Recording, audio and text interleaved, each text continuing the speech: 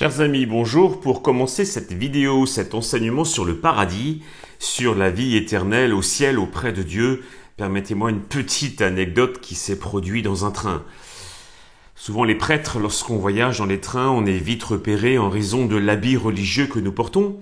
Et dans une conversation avec un jeune étudiant qui se posait beaucoup de questions sur le sens de la vie, très vite nous en sommes arrivés à évoquer la vie après la mort, les efforts que nous avons à fournir et la grâce du ciel que nous avons à accueillir, somme toute pour aller au paradis.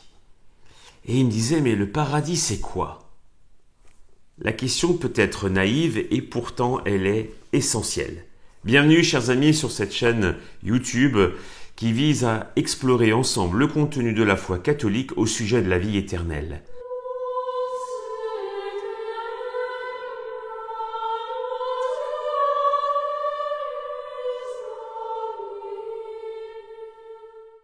Quand nous ouvrons les saints évangiles, notre Seigneur Jésus-Christ, bien évidemment, parle du paradis. Pourquoi? Eh bien déjà dans le credo, dans le « Je crois en Dieu » que nous récitons, que nous prions plutôt chaque dimanche, nous disons bien « Pour nous les hommes et pour notre salut, il s'est fait homme. Il a pris chair de la Vierge Marie. » Donc le but de la mission du Christ, c'est bien notre salut, c'est-à-dire l'accès à la vie éternelle, l'accès au paradis. Donc il n'est pas étonnant que notre Seigneur donne des définitions de ce que c'est que le paradis. Dans son enseignement, le Seigneur dit « Les élus n'auront plus ni soif, ni faim, l'ardeur du soleil ne les accablera plus. » Plus tard, dans un autre enseignement, Jésus dira « Dieu essuiera toutes larmes de leurs yeux, et la mort ne sera plus. Il n'y aura plus ni deuil, ni douleur, ni cri. » Ici, Jésus montre ce qui est exclu du paradis. La douleur, la mort et la souffrance. Premier enseignement à retenir. Mais ce n'est pas tout. La théologie catholique va s'exprimer à travers des papes, en particulier le pape Benoît XII, qui définira clairement ce que c'est que le paradis. Il dira « La gloire du ciel, le bonheur infini consiste dans un double bonheur. La vision de Dieu, qu'on appelle également la vision béatifique, et l'amour infini que cette vision va provoquer dans l'âme de ceux qui voient Dieu. » Saint Paul, dans ses lettres, dit en effet que tant qu'on est sur terre, on a une connaissance de Dieu par image, alors qu'au ciel, ce sera un face-à-face. Bernadette de Lourdes avait déjà fait une expérience qui se rapproche de ça. Lorsqu'elle voyait la Vierge Marie, elle était subjuguée. Tellement elle était belle, la dame qui venait la visiter. Tellement elle avait le désir de la voir à nouveau.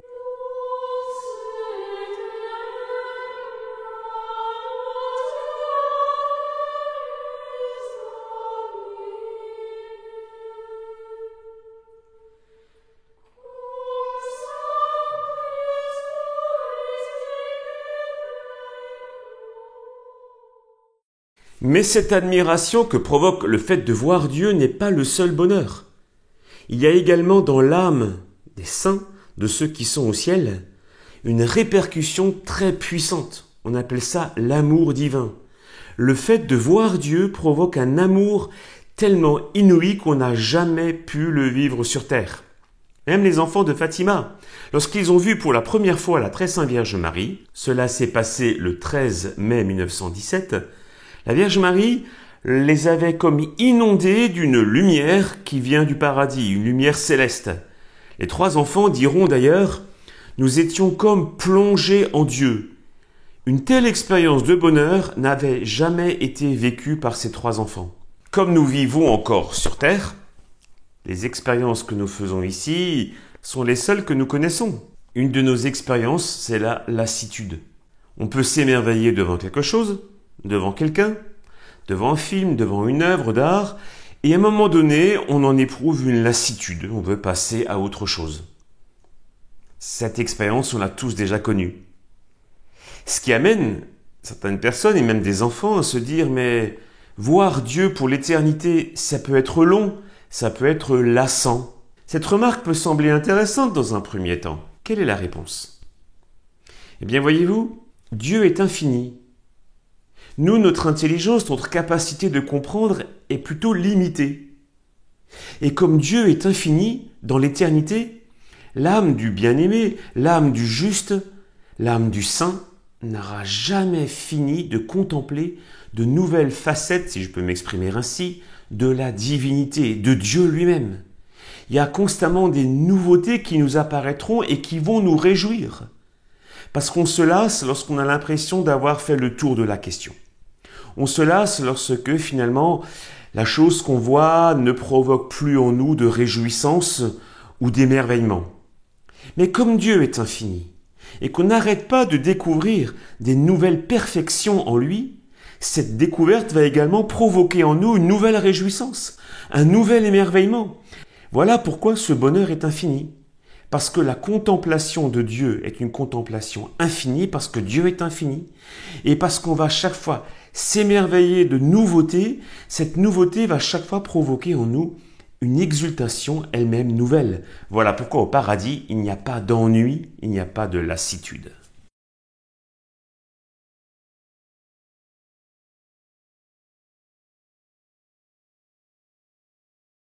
Il existe encore une autre expérience en paradis.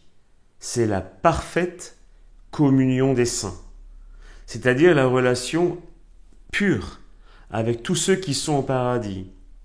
Pure, ça veut dire sans orgueil, sans vexation, sans retour sur soi. Relation pure, transparente avec la Vierge, les anges, les saints, avec les membres de notre famille qui sont déjà au paradis. Avec eux, on va voir Dieu. Donc le fait de voir Dieu n'est pas une expérience de solitude, mais une expérience précisément de communauté. C'est toute l'Église qui non seulement voit Dieu, mais se réjouit du bonheur des autres. C'est ça la communion parfaite.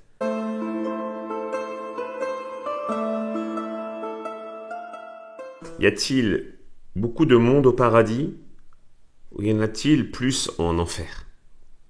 La question est extrêmement difficile à trancher. Parce que notre Seigneur Jésus lui-même répond dans un premier temps, oui, il y a beaucoup de monde en paradis. Rappelez-vous lorsqu'il prend cette comparaison du royaume des cieux qui ressemble à un grand champ de blé.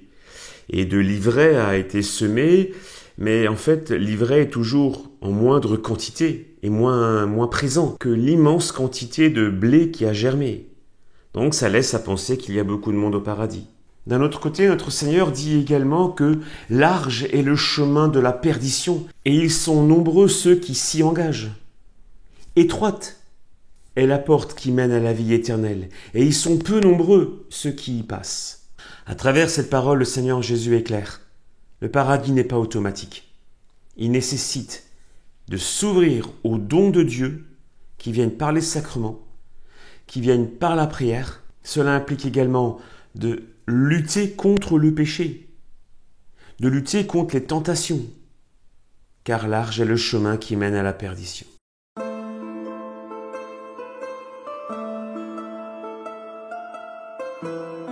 Par moments, pour les chrétiens, les difficultés de ce monde semblent écrasantes. Il est bon de mettre dans le cœur certains passages bibliques qui vont être comme la manne qui nous accompagne sur le chemin de vie sur la terre.